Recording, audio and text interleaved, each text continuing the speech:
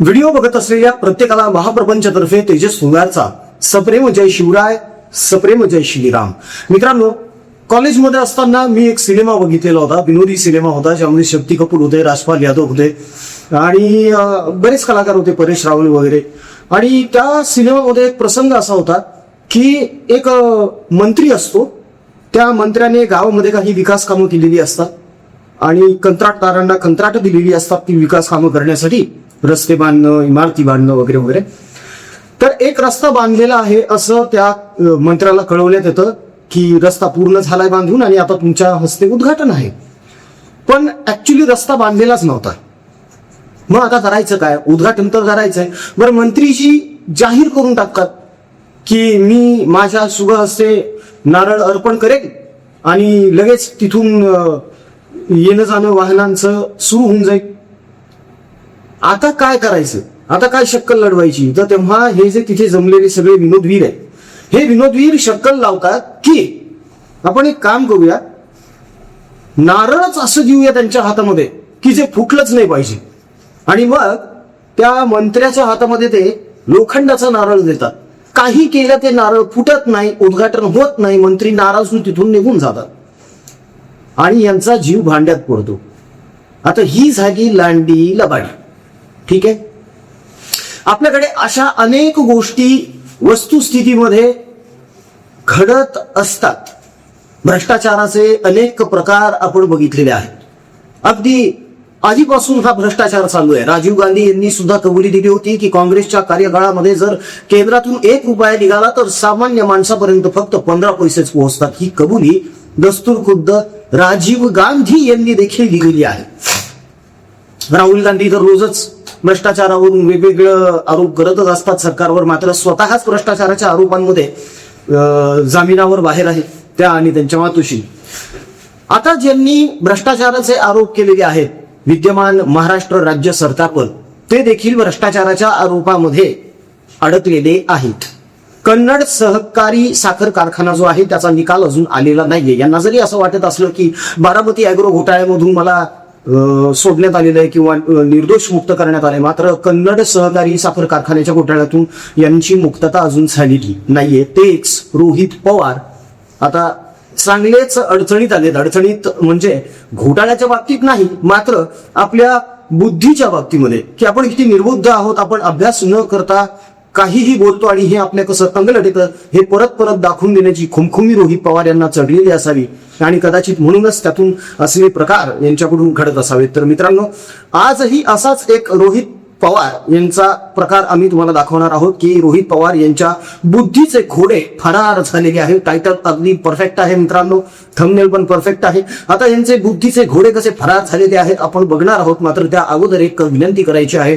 14 मेला आपल्या शंभूराजेची छत्रपती संभाजी महाराज यांची तारखेनुसार जयंती आहे आणि त्यानिमित्ताने आपण मोठ्या प्रमाणावर अन्नदानाचा कार्यक्रम आयोजिला आहे. आपल्या स्वाभिमानी हिंदू प्रपंच परिवारातर्फे आपण जे सेवा कार्य, कर्करोगग्रस्त मुलं, त्यांचे हालाकीच्या परिस्थितीत असलेले नातेवाईक, दुष्काळानं होरपळून निघालेला आपला शेतकरी राजा आणि त्याचं कुटुंब आणि विद्यार्थ्यांचं शिक्षण यासाठी सेवा देतोय, त्याचप्रमाणे वृक्षारोपण देखील आपण मोठ्या प्रमाणावर करतोय, तेही तज्ज्ञांच्या मार्गदर्शनाखाली वन विभागाच्या सहाय्याने.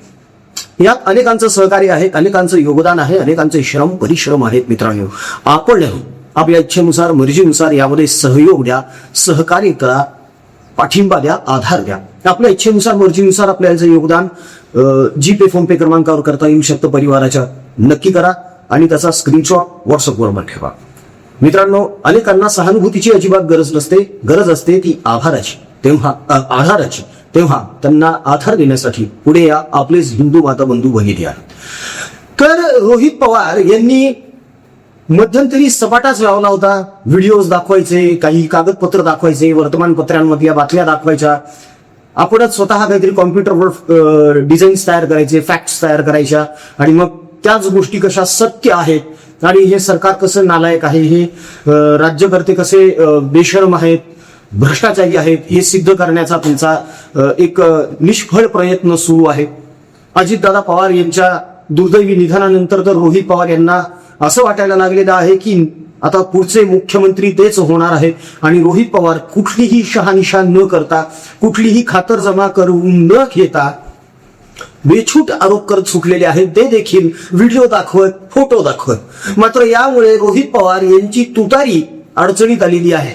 फक्त तुतारी अडचणीत आली आहे का, तर नाही, तुतारीचा एक नगरसेवक पण अडचणीत आलेला आहे आणि राजेश टोपे पण अडचणीत आले. हो कसे ते तुम्हाला हा व्हिडिओ बघून नक्की कळेल मित्रांनो. रोहित पवार यांनी नेमका काय आरोप केलेला आहे आणि रोहित पवार यांनी आपल्या बुद्धीचे फरार झालेले गुन्हे कसे सिद्ध करून दाखवले, हे या व्हिडिओ मधून नक्की बघा.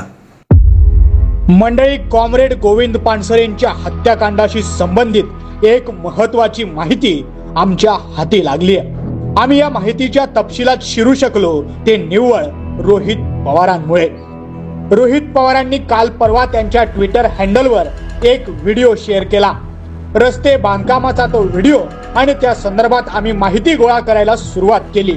म्हणजे तो बांधकामाचा व्हिडिओ किती वर्षांपूर्वीचा आहे, त्याचा कंत्राटदार कोण होता, वगैरे वगैरे.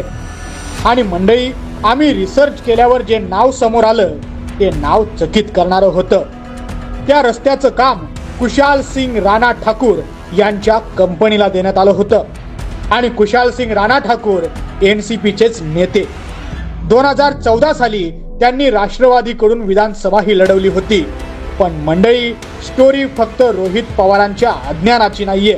कुशाल सिंग राणा ठाकूर ही तीच व्यक्ती आहे ज्याच्या फार्म हाऊसवर पानसरे हत्याकांडाच्या आरोपींनी गोळीबाराचं प्रशिक्षण घेतलं होतं. पुरोगामी पानसरेंच्या हत्येचा कट एनसीपी नेत्याच्या फार्म हाऊसवर रचला जात असेल तर शरद पवारांना स्वतःला पुरोगामी म्हणण्याचा नैतिक अधिकार आहे का? पवार साहेब आणि पुरोगामी थोतांडखोरांनी बघितलं मित्रांनो, रोहित पवार धडधडीतपणे खोटं बोलत आहेत. ऍक्च्युली रोहित पवार यांना हे दाखवून द्यायचं आहे की महाराष्ट्रामध्ये जे रस्ते बनत आहेत ते सगळे कसे कुचकामी आहेत आणि रस्त्यांच्या नावाखाली चक्क काळ्या रंगाचे गालिचे अंथरले जात आहेत. अहो, हे तुमच्या कार्यकाळामध्ये होऊ शकतं, ह्याच्यात नाही होऊ शकत. त्याचं कारण असं आहे, तुम्ही जेव्हाचा व्हिडिओ दाखवत आहात तो 2023चा व्हिडिओ तुम्ही दाखवत आहात आणि तेव्हा मंत्री राजेश टोपे होते, सत्तेत होते ना तुम्ही सुद्धा, टोपे सुद्धा होते.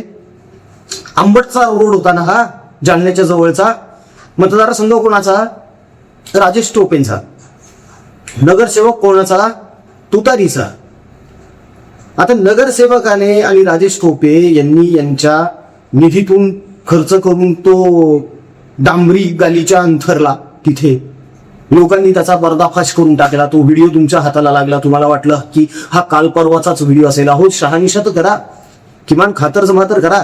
एवढा मोठा तो आयटी सेल तुम्ही उभारून ठेवलेला आहे देवेंद्र फडणवीस, भारतीय जनता पक्ष यांच्यावर सडकावून टीका करण्यासाठी, यांच्या बाबतीत खोटे नेरेटिव्ह पसरवण्यासाठी तुम्ही जो आयटी सेल निर्माण करून ठेवलाय, ज्यांना पगारी ठेवलेला आहे तुम्ही, त्या पोरांना जरा सांगा ना की अरे माझ्यापर्यंत ज्या बातम्या येतात त्या व्हेरीफाय करून पाठवत जा, नाहीतर सतत असं तोंडावर पडावं लागेल मला.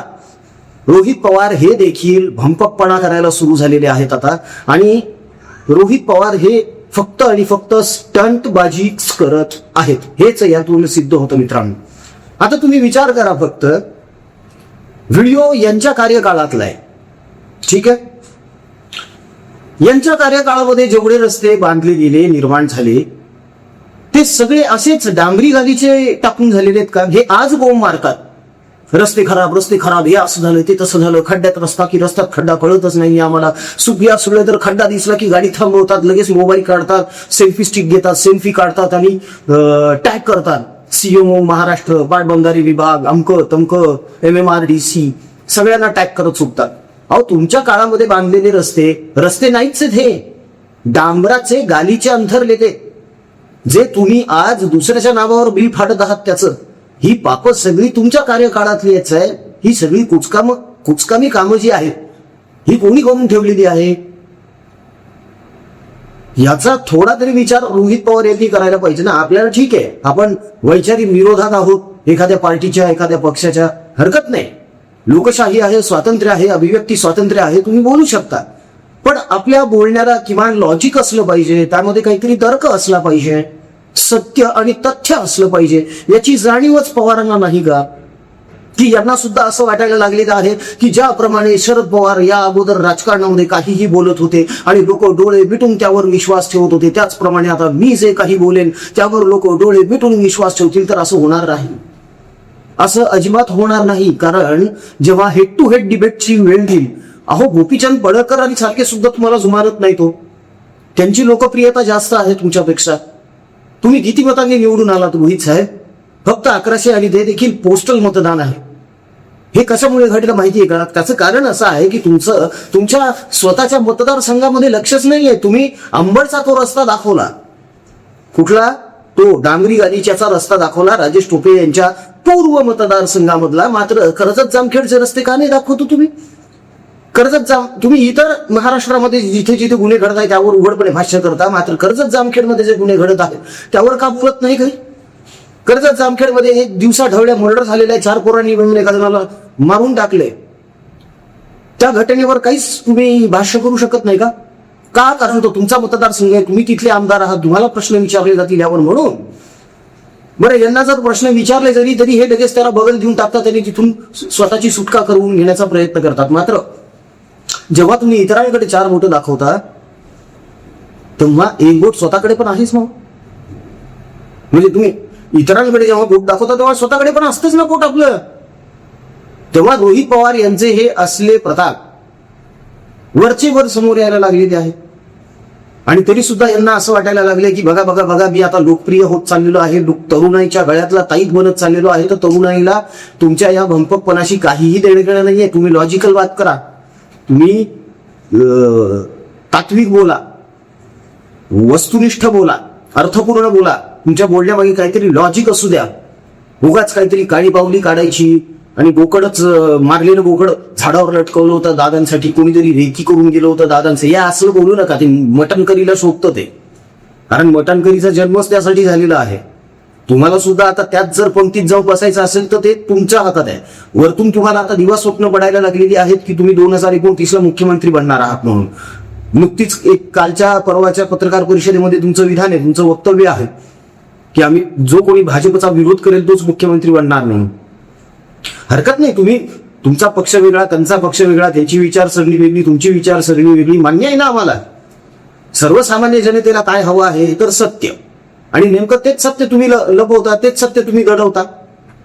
तुम्ही जर हे मोकळ्या मनानं तेव्हाच कबूल केलं असतं की हे टोपे तेव्हा आमदार होते आणि बघा हा रस्ता अजूनही तसाच आहे, तर कुठेतरी थोडं तरी बुद्धीला पटलं तरी असतं हो की विद्यमान सरकार आल्यानंतर सुद्धा सरकारनं त्यामध्ये काही बदल घडवून आणला नाही. मात्र तुम्ही कोणच शकत नाही. त्याचं कारण असं आहे की विद्यमान सरकारच्या हे लगेच लक्षात आलं की इथे भ्रष्टाचार झालेला आहे. तो अख्खाच्या अख्खा टोपेंच्या आणि तुमच्या त्या तुतारीच्या नगरसेवकाच्या अखत्यारीखाली जो डांबरी गालीचा टाकला होता तो काढून नेण्यात आला आणि तिथे रोड बनवण्यात आला. आता तुम्ही तो रोड दाखवू शकत नाहीये म्हणून तुम्ही ते जुनं प्रकरण काढलं बाहेर, पण ते तुमच्या चांगले टाकलं कारण ते टोपेंच्या कार्यकाळातले.